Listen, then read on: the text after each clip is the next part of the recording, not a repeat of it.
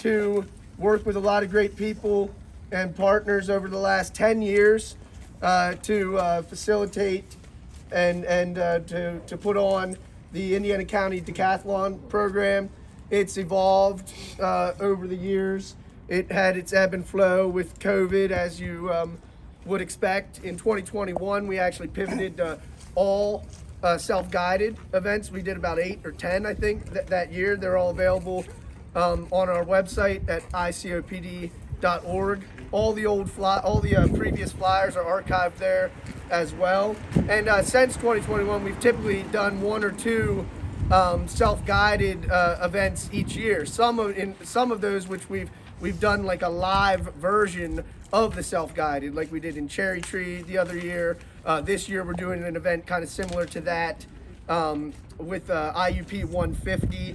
Partnering with IUP, we're doing a tour of IUP campus on Saturday, April 25th at actually 9 a.m.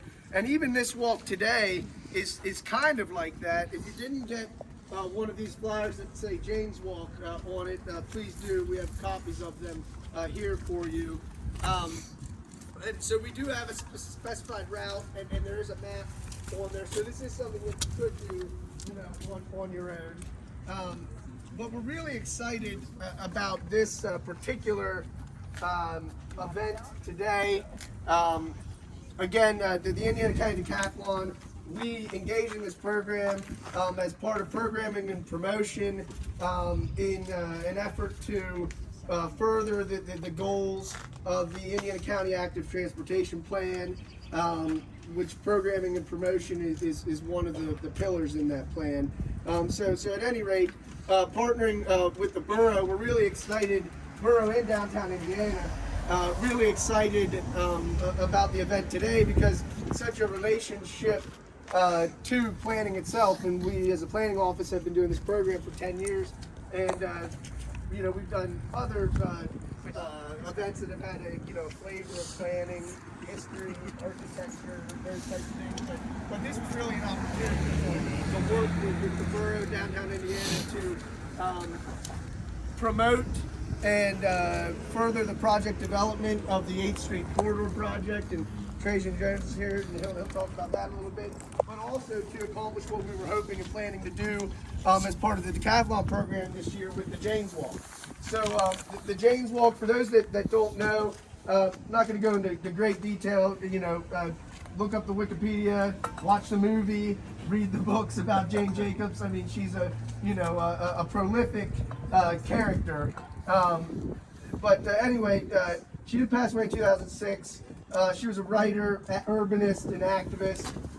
Really promoted the idea that cities are made for and by the people, and she really advocated, experiencing community at the human scale, and also having an opinion about it, and commenting about it, and participating, in the opportunities that are available, to impact and influence what does happen in your community and to affect positive change. So she motivated citizens to use their voice. Because of Jane's work, a lot of regional planning approaches have really changed over time to be more towards a community-based bottom-up approach rather than more of a top-down rational planning approach. So the Jane's Walk themselves, Jane's Walk is an active way for us to share stories of community, connect with neighbors, and discover unseen aspects of a place or a community. In this case, we're going to be, walking the 8th Street corridor, but also some of the neighborhood surrounding it, including Philadelphia Street, including 7th Street. We're going to go south all the way to Washington. We'll cut over. We'll be over by the hub and experiencing some of what is campus, and come up West Avenue and 8th Street, back to here. So the Jane's Walk it is actually an organization that was founded by some of Jane Jacobs' friends to honor her memory. So they do these all over the country and really the world around the time of her birthday typically. And it encourages the community to start the conversation on how our town has grown and impacted us as individuals. We can discuss past, present, future aspects of our area, and draw attention to concerns, hopes, and positives within our town. So you'll see a little prompt kind of at the bottom of the flyer. What are things that you like and dislike about this neighborhood? Do you have memories and stories about this area? And that's what we want the first part of the program to be about today. So not necessarily 8th Street directly. We are going to be in that area. We are going to finish in that area.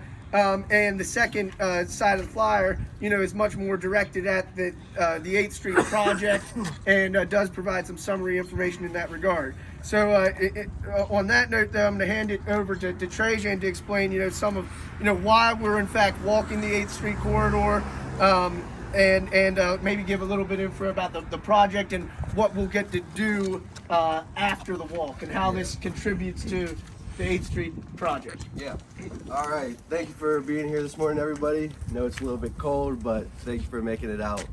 So to give you a little bit of context in terms of this project, for the background for the walk, this is something that originated out of the comprehensive plan that we did in 2024. So through our engagement with residents, with students, with the community as a whole, we found that we're lacking a connection between campus and downtown. So when based on that item, we started looking at where could this connection be. 7th Street was one of the obvious connections in terms of where we actually saw people walking, but we also know that that's more pedestrian, or not pedestrian, but traffic or transit oriented. 8th Street was the next best option, geographically being, like I said, directly from campus to our downtown, and is less auto oriented. So it already kind of had the foundation of a space. And what we wanted to do was to build on that. So we have the parking lot, we have our sidewalks, we have all these items that come together, like I said, to create space. Now, where we started, when we got done with the comprehensive plan, we understood that this is a project that we needed. What we started to do was engage with stakeholders. So that was businesses in the location. So S&T was one of the ones we talked to. Bernie Coppolos building right here, we talked to those businesses. Businesses adjacent over here on 7th Street, as well as property owners. So these apartment buildings behind you, we talked with the owners of those, as well as some of the student housing up here. So from that led us into our charrette that we hosted in September. I know some of you were able to make it out to that. What the purpose was of that session was to start thinking of a design or how this corridor could look in terms of the infrastructure items that we want to include. So some of the things that you'll see on here. And the point of it was to do it in real time with residents. So over the course of 2 days, we had different stakeholder groups, but it was also just open to the public. It was open, it was right here, held at the artist stand. So as people were coming in getting coffee, if they were just walking on the street, they were interested, they were able to pop in and share their ideas. Now coming out of that was this. This is our action plan, which we just recently moved through our council to adopt.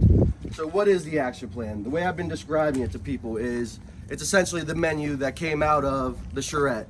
So this is everything that we could see being included in this corridor, but that doesn't necessarily mean these are all the things that we're gonna do, which is why we're having additional engagement events like this to continue to talk to residents to see, based on all of this, what do we actually want. So I know one thing, we've been trying to get ahead of it earlier. One thing that's coming out of this is you'll see down here it says 13 parking spaces being removed. Like I said, that's something that's being proposed. That's not necessarily the case, because we've been hearing a lot of, not necessarily pushback, but a lot of concern in that regard. So like I said, this as of right now is just kind of a guide for the next steps, which I'll talk about after we finish the walk. But as we go through the walk, especially when we get to the portion where we're down here on Washington Street, coming back up, I want you guys to kind of visualize, look and see what you're looking at now. What do you like about it? What do you not like about it? And think about, like I said, visioning. In 5 to 10 years, what would create this corridor as a space where you could see students hanging out in, where we could host events, similar to something like a IRMC park. Start to think about those ideas. I think we handed out, did we hand out the postcards? No, I haven't. Okay, we're gonna give you guys postcards and a pen. So like I said, feel free to write those ideas down, and then when we finish up, we're gonna meet back here again. We're gonna discuss kind of what our next steps are. And like I said, try to take some feedback from you guys in terms of, based on these items, what should we be prioritizing? If we have a limited amount of money, what should we be going after first? What seems like something that maybe, we could push down the line or isn't necessarily something we need right away. So, like I said, with that context and with that understanding of where the project came from and where we're looking to go, thank you guys for being here and enjoy the walk. They're perfect. Pencils will work better than pens. Yeah, especially on a day like today. They are. Look at you. Come on, be the optimist.